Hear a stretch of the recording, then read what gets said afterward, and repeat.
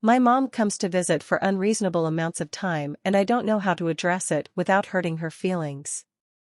Let me start off with I love my mom with all my heart.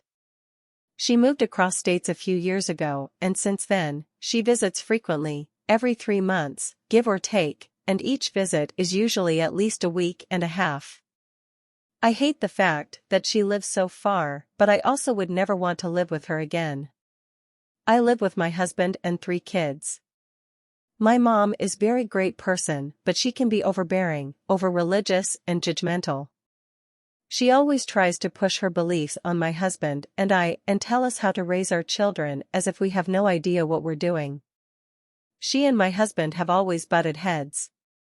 They love each other for the sake of me, but the tension still gets thick between them.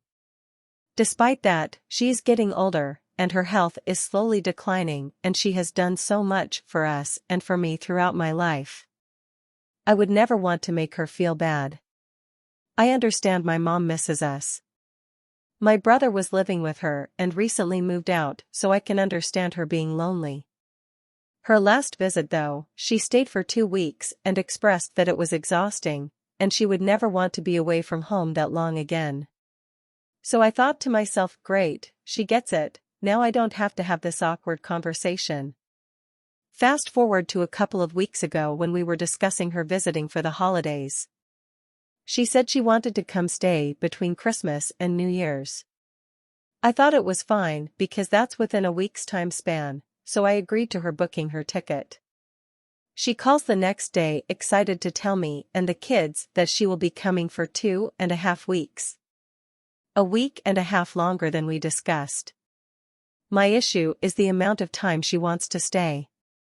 Most people know, when you have guests, you sacrifice and change your normal routine and the way you live temporarily. I don't mind making adjustments for a short amount of time. In my opinion, a trip shouldn't be more than 5 days, especially being in someone else's space. And she doesn't behave like a normal guest. She will be sleeping on my pull-out couch, which basically gives her the whole living room and downstairs area. She also decided she is going to work from home at my house.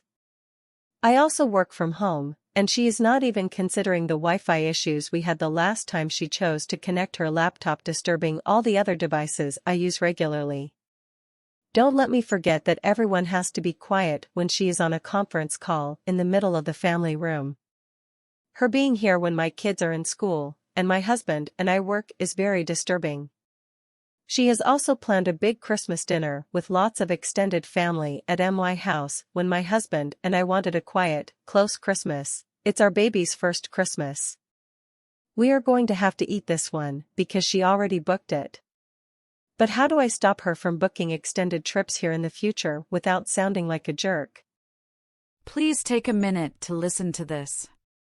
We understand that sharing personal stories can be a difficult and vulnerable experience, which is why we strive to create a safe and respectful space for individuals to share their personal stories.